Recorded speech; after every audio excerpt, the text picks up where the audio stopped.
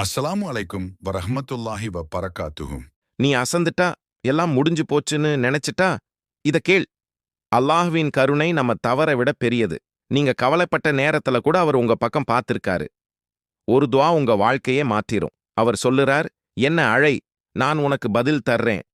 நம்ம வாழ்க்கையில கஷ்டங்கள் வரது சகஜம்தான்.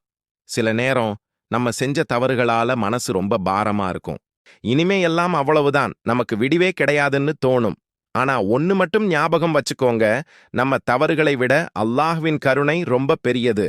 கடல் அளவு நீங்க பாவம் செஞ்சிருந்தாலும் மனசார நீங்க மன்னிப்பு கேட்டா அவர் மன்னிக்க தயாரா இருக்கிறார். உங்க கவலைகள் எல்லாம் மலையா குவிஞ்சு நிக்கும்போது, யாருமே இல்லன்னு நீங்க தனிமையில அழும்போது கூட அல்லாஹ் உங்கள பார்த்துட்டு தான் இருக்கான். உங்க ஒவ்வொரு கண்ணீர் துளிக்கும் ஒரு அர்த்தம் இருக்கு. அவன் உங்கள கைவிட மாட்டான். அதனால நம்பிக்கைய மட்டும் இழந்துடாதீங்க.